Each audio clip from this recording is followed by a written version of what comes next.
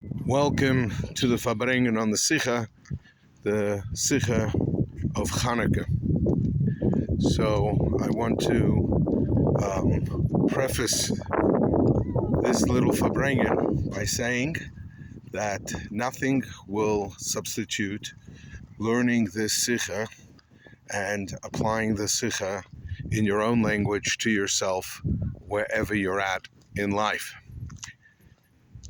But my walk away from the Sicha is life sometimes is about trade-offs. You can't have everything. And sometimes the options, you think this is more important than that. The reason for this is one thing and the other. And while you're doing that, you lose the plot. You lose the plot completely.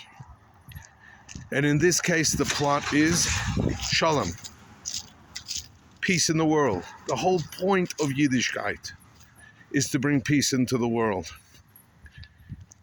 And you're going to say, but this means more to me, that means more to me, the halachas of this are more important, halachas of that are more important, everything else. There are so many times that we use Torah, mitzvahs, Chassidishkeit, and we lose the plot. Quick story. We know the Seder is such an amazing thing. And I remember when my youngest brother was small, my father started a new minhag, which was he would read through the Haggadah so fast it wasn't funny. Growing up, I learned the nusach of the Rebbe's Haggadah because my father would transport himself back in time and he would chant, especially after benching Hallel Nirtzeh. I was upstairs by the Frierdiker Rebbe, and suddenly we are the fastest Seder. And those of you who knew my father, Zichrono Livracha, know that his Shemon Esrei, I don't think he very often answered Kedusha because his Shemon Esrei took the same time as the Stille Shemon Esrei with the Chazaras HaShatz. And I asked him why he did it, and he said because the whole idea of the Seder is that my youngest brother should be there. So what's the point of having the Seder if he fell asleep? And I think that idea is something we need to get our heads straight about in life. Unfortunately, there are arguments that we have and what's best for the kids. And I don't have to elaborate.